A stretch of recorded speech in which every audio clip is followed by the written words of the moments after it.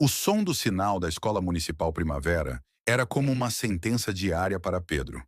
Para os outros alunos, era o chamado para o início das aulas. Para ele, era o eco de mais um fracasso. Quase todas as manhãs, a cena se repetia com uma precisão dolorosa. A porta da sala do quinto ano se abria com um rangido tímido, revelando a figura pequena e ofegante de Pedro, com a alça da mochila puída escorregando de um ombro, o rosto corado pelo esforço e o cabelo úmido de suor, não importava o clima. Desculpe, professora Helena. Ele murmurava, a voz quase inaudível, sem coragem para encarar os 25 pares de olhos que se viravam em sua direção. Alguns olhares eram de pena, outros de zombaria, e a maioria, de pura irritação. A professora Helena era uma educadora por vocação. Amava ensinar, mas sua paixão pela ordem e pela disciplina era igualmente forte. E os atrasos constantes de Pedro eram uma afronta direta a essa ordem. Ela via aquilo como um desrespeito, uma falta de compromisso que ela não podia tolerar, nem mesmo num garoto de 10 anos com olhos tão tristes. Ela já havia esgotado seu arsenal de medidas pedagógicas. Conversas particulares, bilhetes na agenda que provavelmente nunca eram lidos, tarefas extras e até mesmo o castigo de ficar na sala durante o recreio. Nada funcionava. A cada manhã, o ciclo se reiniciava. Numa terça-feira particularmente cinzenta, a paciência de Helena finalmente se esgotou. Pedro havia chegado quase 40 minutos atrasado. Pedro, já chega, disse ela, a voz mais alta e dura do que pretendia. O silêncio na sala foi imediato e pesado.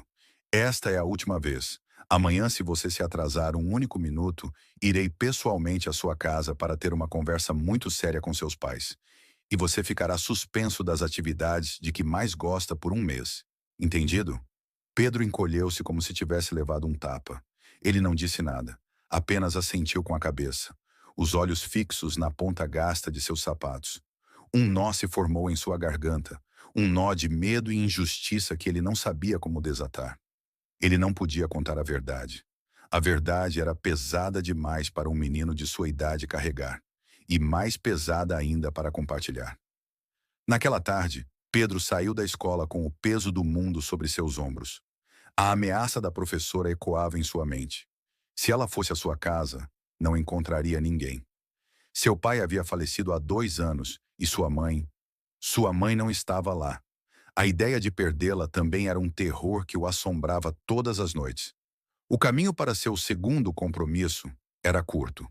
O cheiro de sabão industrial e cera automotiva denunciava a chegada ao lava-jato do Sr. Afonso. Era um lugar barulhento e molhado, onde homens fortes e cansados transformavam carros sujos em veículos brilhantes. E no meio deles estava Pedro.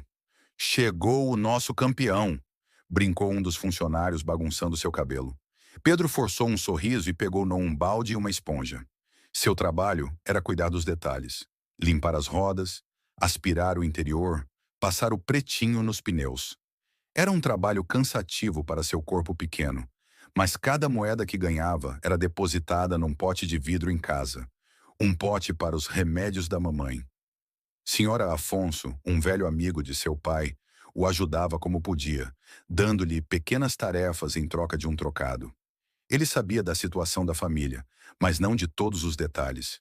Enquanto esfregava com força um pneu, sua mente voava. Ele pensava na professora Helena. Ela não era má, ele sabia. Ela só não entendia. Como poderia? Como explicar a ela que suas manhãs começavam às 5, quando a cidade ainda dormia? A rotina matinal de Pedro era uma maratona contra o tempo. Ele acordava, preparava seu próprio café com pão amanhecido, arrumava a casa pequena e silenciosa e então saía. Mas seu destino não era a escola. Primeiro ele caminhava 20 quarteirões na direção oposta, até o Hospital Santa Lúcia. Na manhã seguinte à ameaça da professora, a angústia de Pedro era palpável.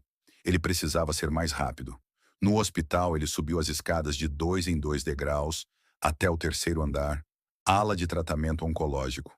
No quarto 308, sua mãe, Ana, estava deitada. Pálida, frágil, mas com um sorriso que se iluminava assim que via o filho.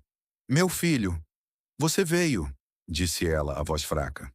Eu sempre venho, mãe, respondeu ele, segurando a mão dela. A mão dela era fria. Ele ficava ali por preciosos 30 minutos. Contava sobre a escola, as partes boas inventadas na maioria das vezes, lia um trecho de um livro para ela e garantia que havia comido e que estava se comportando.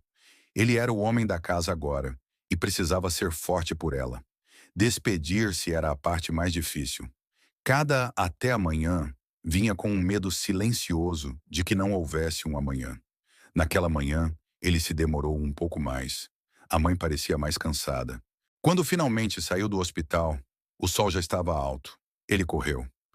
Correu como nunca, o coração martelando no peito, a mochila batendo nas costas, as pernas doendo. Ele sabia que estava atrasado, terrivelmente atrasado. Enquanto isso, na escola, a professora Helena olhava para o relógio na parede. 8h40. Pedro não havia aparecido. Uma estranha mistura de raiva e preocupação começou a borbulhar dentro dela. Fiel à sua promessa, ela comunicou à diretora que iria até a casa do aluno. Pegou o endereço na ficha cadastral e saiu.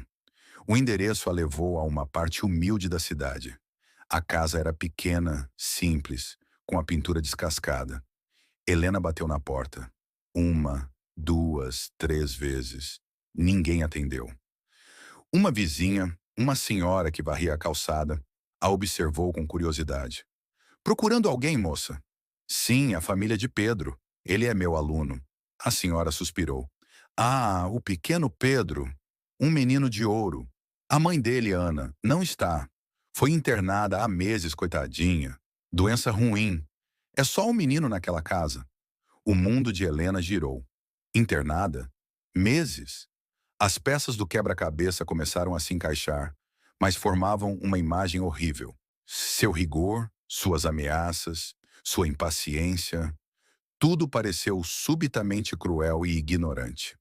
Tomada por um impulso, ela voltou para o carro, mas não dirigiu de volta para a escola.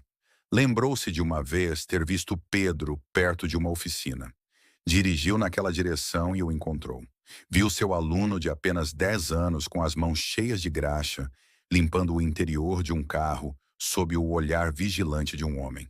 Ela estacionou do outro lado da rua e observou, o coração apertado de culpa. Depois de alguns minutos, viu Pedro receber umas notas, agradecer e sair correndo. Mas ele não foi na direção de casa.